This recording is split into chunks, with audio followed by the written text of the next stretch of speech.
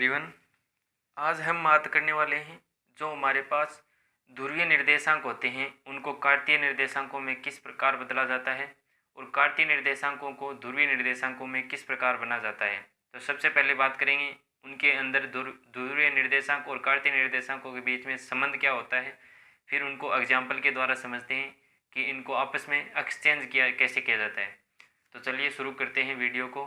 तो सबसे पहले बात करें कि जो हमारे पास किसी भी बिंदु के निर्देशांक हैं वो कार्तीय में किस प्रकार निरूपित किए जाते हैं। तो अब अगर हम बात करें कार्तीय निर्देशांक की, तो हमारे पास कार्तीय निर्देशांक कुछ इस प्रकार डिनोट किए जाते हैं।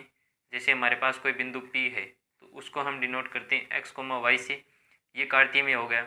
अब अगर हम बात करें इसी बिंदु को किसके अंतर्गत, ध्रुवीय के अंतर्गत, तो ध्रुवीय निर्देशांक लिखते हैं तो हम किस प्रकार डिनोट करते हैं ध्रुवीय निर्देशांक जैसे हमारे पास बिंदु P है तो उसको हम r, थीटा के द्वारा डिनोट करते हैं। अब हम बात करें कि इनके अंतर्गत संबंध क्या होता है। तो इनके अंतर्गत संबंध की बात करें तो संबंध कुछ इस प्रकार होता है हमारे पास कि जो r का वैल्यू है, r का वैल्यू वो हमारे पास होता है x का स्क्वायर प्लस y का स्क्वायर का अंडर रूट होता है। और जो हमारे पास थीटा की वैल्यू होती है वो हमारे पास होती है थीटा बराबर tan inverse y upon x। कुछ इस प्रकार हमारे पास वैल्यू होती है थीटा की। अगर हम बात करें x की वैल्यू क्या होती है, तो x की वैल्यू हमारे पास होती है x बराबर r कोस थीटा, ये हमारे पास होती है x की वैल्यू।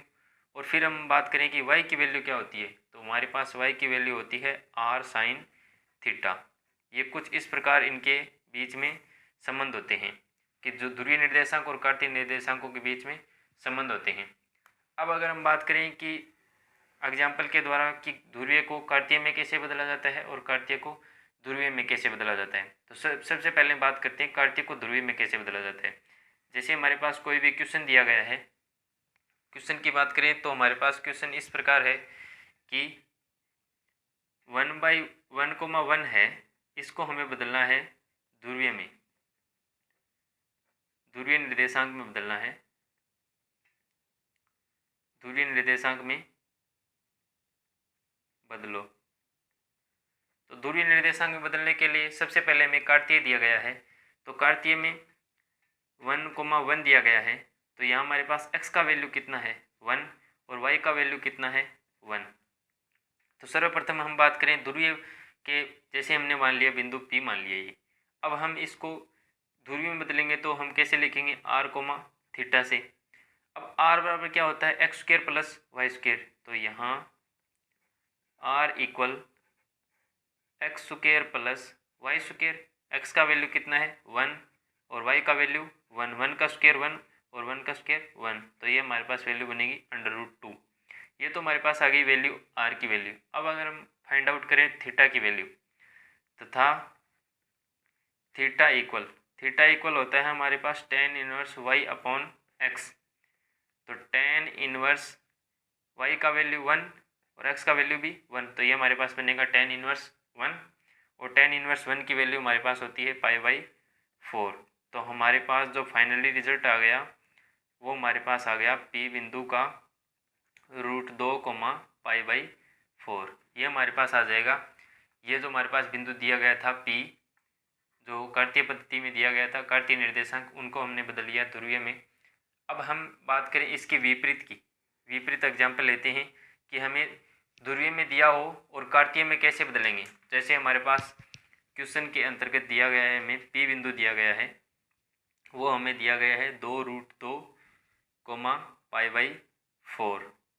इसको हमें बदलना है किस में, कार्तीय निर्देशांक में, कार्तीय निर्देशांक में बदलो।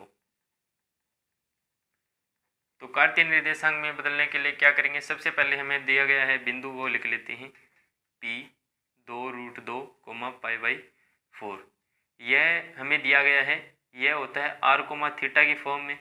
तो यहाँ r का वैल्यू कितना है 2√2 और थीटा का वैल्यू हमारे पास है π/4।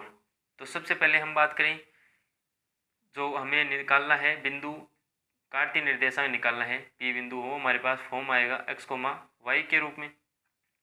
तो x, y के रूप में आएगा। तो यहाँ बात करें x का वैल्यू क्या आएगा, तो यहाँ x बराबर क्या होता है r cos theta, r cos theta. तो हमारे पास r का वैल्यू कितना है 2√2 और इंटू कोस पाई बाई 4। तो यहाँ हमारे पास वैल्यू बनेगी 2√2 और कोस पाई बाई 4 का मान होता है हमारे पास 1/√2।